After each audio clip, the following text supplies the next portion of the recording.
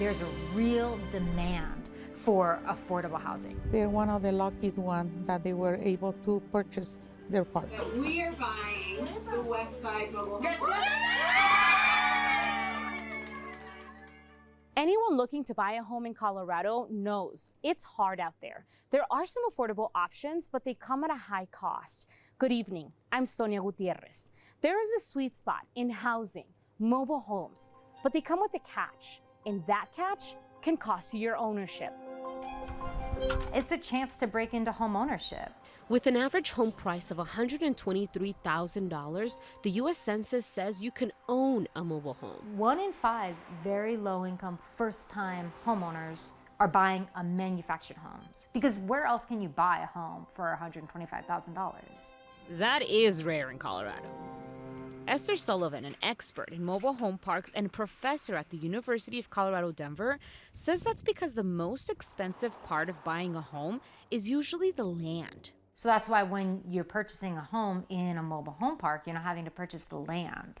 You can just buy the structure. Often in prime locations. That they could never afford to buy a house in otherwise. Yeah. Yes, absolutely. Just because they're renting the land under their home, they're detached from so many of the real benefits of home ownership, like long-term security. This is one of our largest sources of affordable housing at a time when we have a massive affordable housing crisis, and yet it's subject to all of these pressures, and without support, it will disappear. To understand the pressures Esther is talking about, we first need to understand the business of owning a mobile home park, the land on which these homes sit. The same reasons why a lot of people buy mobile homes are the same reasons why a lot of them end up losing their investment. Since Colorado started recording data on mobile homes 3 years ago, we've seen dozens of parks go up for sale. Part of the appeal for investors is how little the landlord has to do. Think of it like passive income if you don't own the structures on top of the land. Everything up to the home is the responsibility of the landlord. This cash cow, like some have called it, isn't a new business. It's been around for decades. Esther says it's just traditionally been more of a mom and pop kind of business.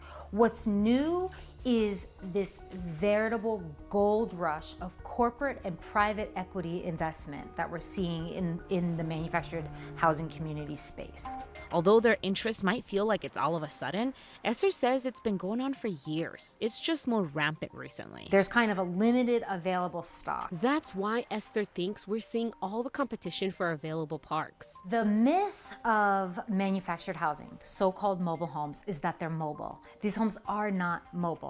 They're intended to be mobile once, from the factory to the site of installation. Some of the newer mobile homes can be moved, but that can cost between $5,000 to $15,000. And then where do you move them to? And that's a third major challenge. There is such high demand for housing in these mobile home communities that it's often impossible to find an open lot to move your home. Basically, renters of the land are trapped.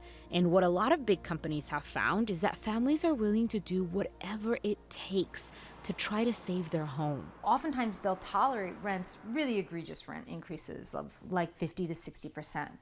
But when rent hikes become just intolerable, unmanageable for residents, oftentimes they move and they're forced to leave their home in place. When they do that, Esther says the mobile home can and oftentimes does become property of the landlord after eviction. They can then turn around and sell to someone else and charge them rent for the land itself. It's just an interesting time that we're living in. Tani Payton is the executive director for the Rocky Mountain Home Association. She represents landlords, sellers, mobile home park owners from across the state. There have been many offers made to property owners, with offers, just unsolicited offers to purchase their property. Colorado has a law that gives homeowners 120 days to decide if they want to collectively purchase the land and make an offer to the park owner. A law, Tani says, is costing sales. Why would anybody want to sit on an offer, that requires underwriting and financing and appraisals and everything else when there's a cash offer where they can just close immediately. Everybody has to be put in those shoes to understand the situation. 3 to 3.5 hours of time. Merlin Zimmet has been in those shoes. I thought, well, if somebody wants it, maybe this is a good time to let it go.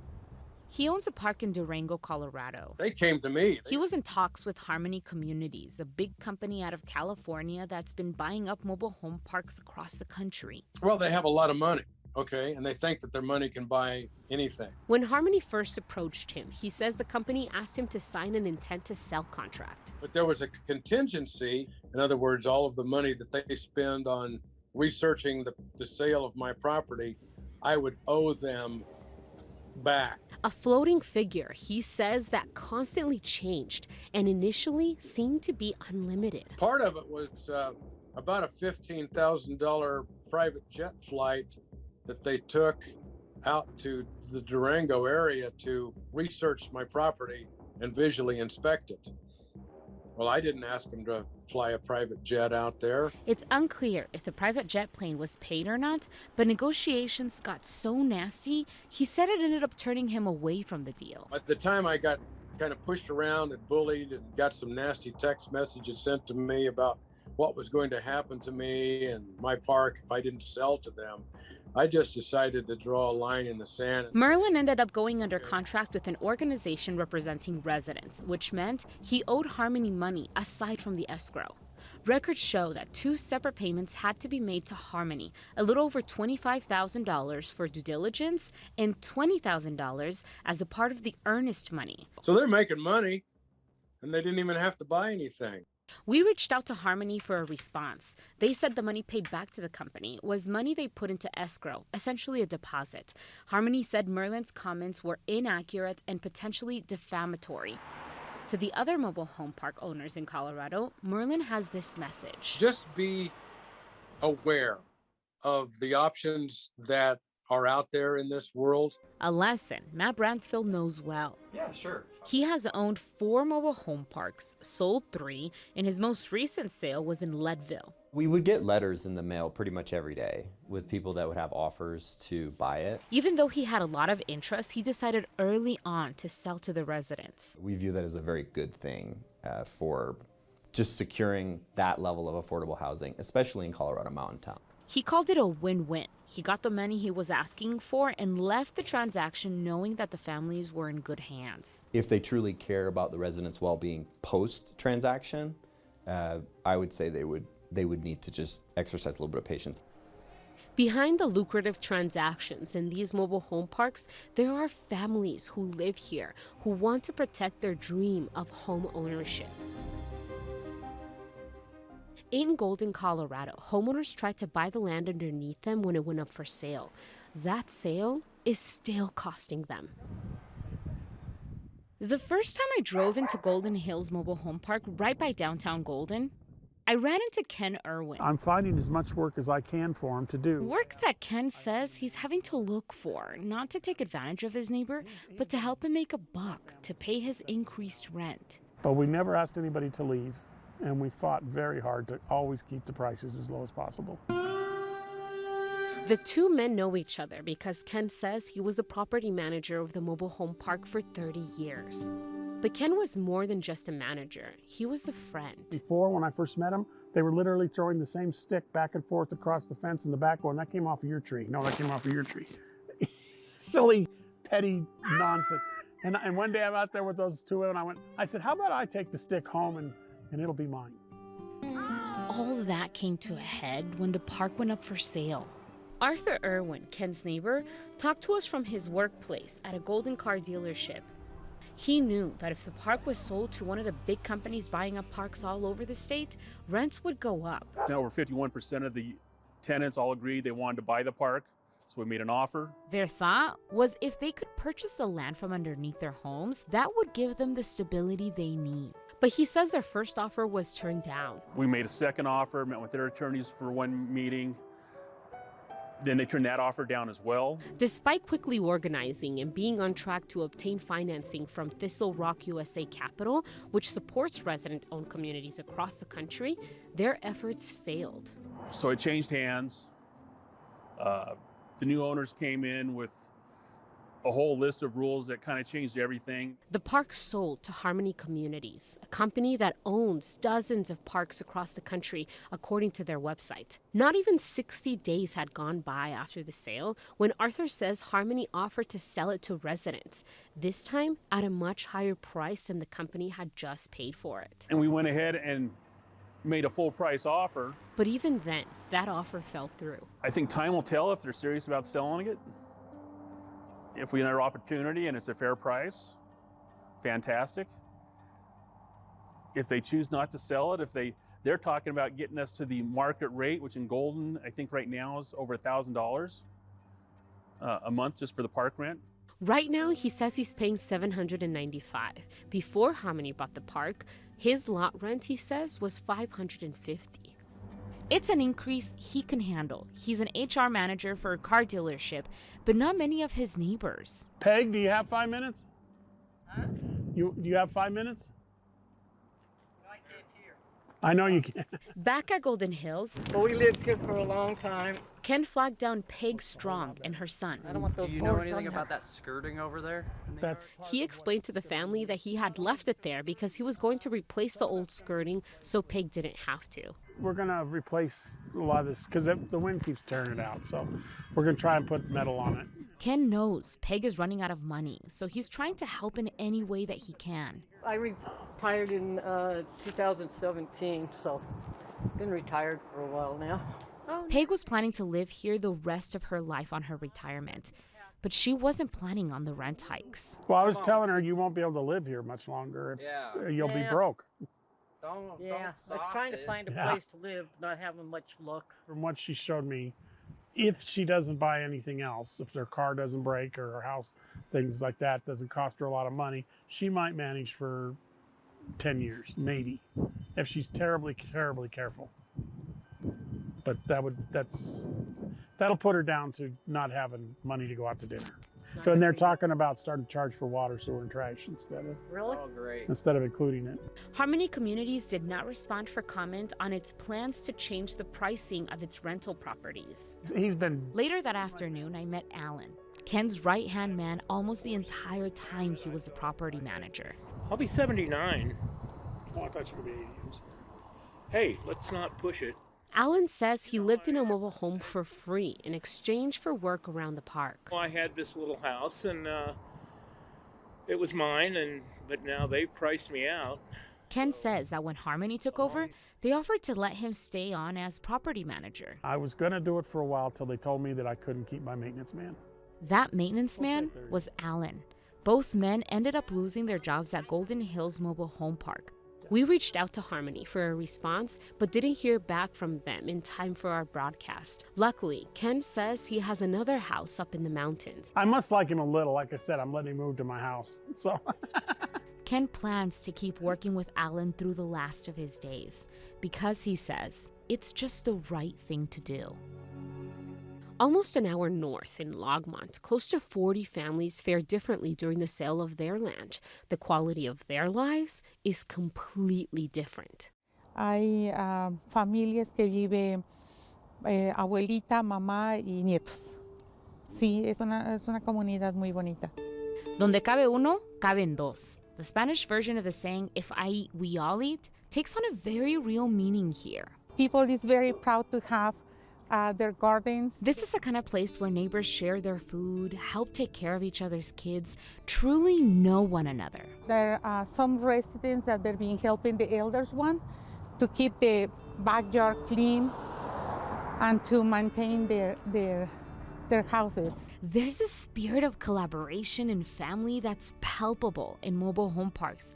In this place in particular, this is the LMP Longmont own community.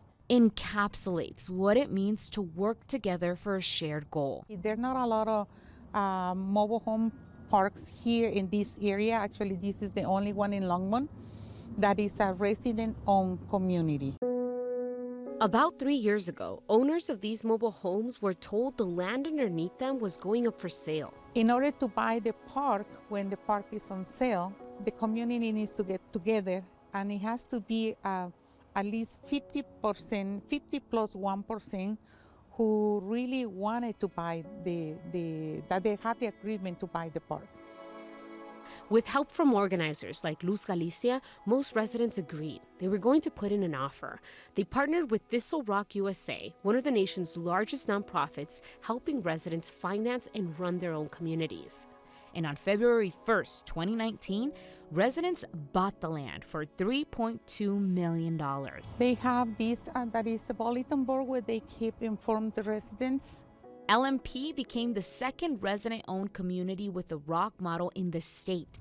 They're one of the luckiest ones that they were able to purchase their park. They didn't do it alone.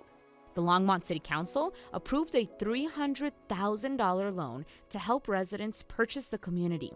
So that's like our goal this summer, is like completely finish the outside. These homeowners say it's all worth it. To move here, it was like a big weight off our shoulders. Like we felt like, oh, we're gonna be okay. Sandra Garcia moved in with her husband and 2 kids after residents took over. Yeah, that's why we found this place, because we were looking for something affordable. Sandra lost her job when the pandemic first started, and help came in the form of lowered rents for everyone. And in the time you've been here, how many times have you guys raised your rent?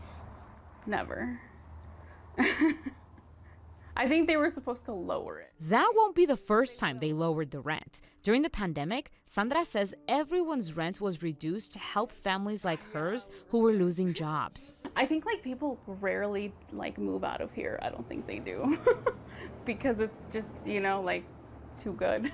This rent cut not only kept Sandra above water, but it helped them save. They've since put up a new fence and created an outdoor oasis. And with like how low like our like rent, or I guess payment, is monthly, it like really helps us a lot with a lot of the like remodeling. Sandra is a part of the board of directors that helps run the community. They have monthly meetings where they talk about the budget, bylaws, and enforcing community rules. Thankfully, like us as neighbors, like we don't handle that, the management company does, so that's nice. It works out great for Sandra, so she can focus on building up the community she loves so much. Like at least on our end, we try to like keep everything right because we know we're not gonna find anything this good, so why lose it? And then start over again, stress out with high rents or high mortgages. 6.5 hours south, close to New Mexico, dozens of families are in the middle of negotiations. Nosotros teníamos muy poco de estar viviendo ahí y nos llegó una carta donde nos pedían que teníamos un mes para salirnos de ahí. When Myra moved to this country in 2014, she and her family moved into a mobile home park that promised them all sorts of things, including being able to live here long term. But that dream quickly fell through when the land from underneath them went up for sale and they had to move out. Yo en ese momento estaba embarazada. Acabamos de llegar, prácticamente pues no teníamos mucho dinero. Fue una situación muy difícil, estresante para mi familia. That first displacement was difficult and stressful for Mayra. She was pregnant at the time, had to live out of a hotel room with no kitchen to cook in, all while paying a storage unit and a dog sitter. She ended up losing her baby to a miscarriage. Pues la verdad, cuando recibimos la noticia en diciembre, mi corazón se partió. Fast forward 6.5 years later, Mayra finds herself in a similar situation, living at Westside Mobile Home Park, pregnant, and facing the possibility of displacement again. Lo siento. Habían dicho que teníamos 3 meses para que eran los 3 meses donde se iba a vender. Entonces eran los 3 meses que prácticamente voy a estar teniendo a mi bebé.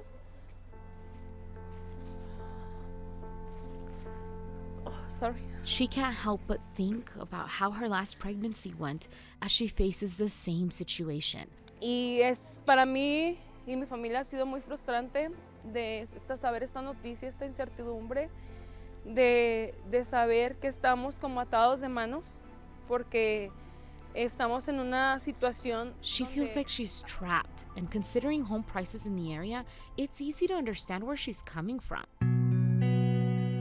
Durango, Colorado is home to more than 19,000 people. It's 6 hours south of Denver, yet they are no strangers to the affordable housing crisis. According to the Durango Area Association of Realtors, La Plata County is in a housing inventory pinch. Between 2021 and 2022, median home prices increased by more than $100,000 to $612,000. Yeah, we're trying to get people kind of over that hump because, workforce wages are down here and home prices are up here and got to overcome that gap. Lisa Bloomquist knows this predicament well. As the executive director of Homes Fund, she helps people buy houses in Durango. One option she turns to often are mobile homes. They still get the price stability, they still get a roof over their head, they still get to paint the walls whatever color they want. The median home price for a mobile home in Durango is $70,000. That's 8 times cheaper.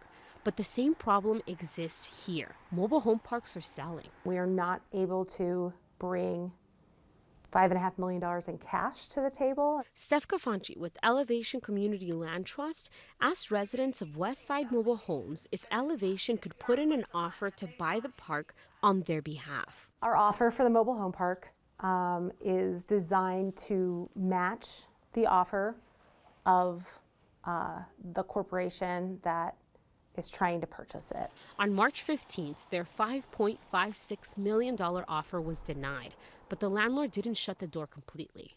He provided a list of the reasons why the other offer was stronger, and that set things in motion to craft a second offer.